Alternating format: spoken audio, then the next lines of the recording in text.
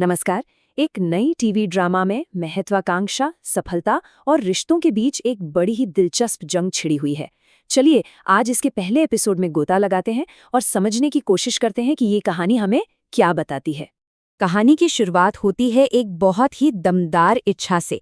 ये शब्द है हमारे मुख्य किरदार सार्थक के, और ये सिर्फ कोई सपना नहीं है, ये तो एक ऐलान है।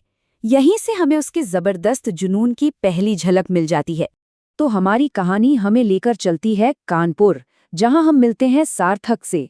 वो एक होनहार MBA स्टूडेंट है और इस वक्त उसका सिर्फ एक ही लक्ष्य है, अपनी यूनिवर्सिटी में टॉप करना। लेकिन रुकिए, ये सिर्फ अच्छे नंबर लाने के बारे में नहीं है। सार्थक के लिए कामयाबी का मतलब है एक ऐसा रुतबा बनाना जिसे देखकर पूरा कानपुर उसे पहचाने। वो एक ऐसी सफलता चाहता है जो एक पावरफुल स्टेटमेंट बन जाए। तो फिर सवाल ये उठता है कि जिस दुनिया में सार्थक रहता है, वहां सफलता का असली मतलब है क्या? और यही सवाल हमें कहानी के सबसे बड़े टकराव की तरफ ले जाता है, जिसकी जड़ें उसके अपने ही घर में हैं। यहीं पर दो सोच, दो नजरिए आमने सामने आते हैं, और ये टकराव कहीं बाहर नहीं बल्कि सार्थक के अपने माता पिता के बीच है, जिनकी जिंदगी को देखने का तरीका एक दूसरे से बिल्कुल अलग है। तो एक तरफ हैं पिताजी, जिनके लिए रुतबा, ओहदा और लोग क्या कहेंगे यही सब कुछ है, और दूसरी तरफ है माँ, जिनका मानना है कि इंसान की असली पहचान उसके पद से नहीं बल्कि उसके किरदार और उसकी काबिलियत से होती है। एक ही छत के नीचे दो बिल्कुल अलग दुनियाएं। पिताजी के इन शब्दों को ही सुन लीजिए। ये उनकी पूरी सोच को सामने रख देते हैं। मतलब उनकी दुनिया में सब कुछ डेकोरम और हैसियत के हिसाब से चलता है, और इसे बनाए रखना ही सबसे जरूरी है। और अब जरा माँ की सोच देखिए, जो इससे बिल्कुल अलग है। उनकी ये बात सफलता की एक ज्यादा मानवीय, एक ज्यादा गहरी परिभाषा सामने रखती है। उनके लिए सफलता का मतलब दूसरों को नीचा दिखाना नहीं बल्कि खुद को उठाना है। अब चलिए घर से बाहर निकलकर देखते हैं। ये जो सीनियर जूनियर वाली सोच है ना, ये सिर्फ घर तक ही सीमित नहीं है बल्कि पूरे समाज में फैली हुई है। तो ये सीनियर जूनियर है क्या? ये सिर्फ नौकरी का कोई पद नहीं है, नहीं। ये तो एक पूरा सोशल कोड है जो तय करता है कि कौन किसके साथ उठेगा बैठेगा, कौन दोस्त बनेगा, असल में समाज में किसकी कितनी इज्जत होगी। पिताजी की ये एक लाइन, बेटा दोस्ती बराबर वालों में होती है, इस कड़वी सच्चाई को एकदम साफ कर देती है।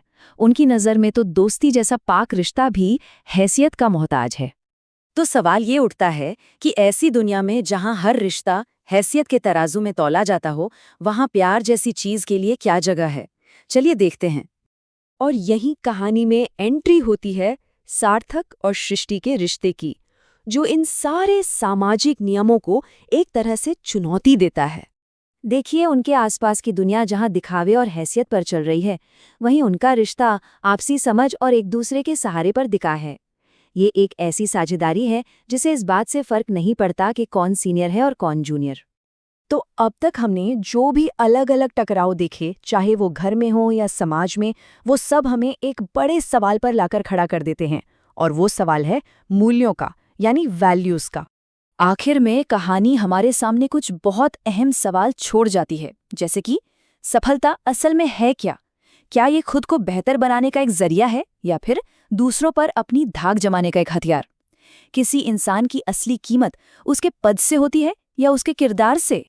और इस पूरी बहस के दिल में है माँ के ये शब्द। वो कहती हैं कि असली काबिलियत को ढिंढोरा पीटने की जरूरत नहीं पड़ती, वो तो खुद ही बोलती है। और ये बात सार्थक की शुरुआती सोच से कितनी अलग है ना?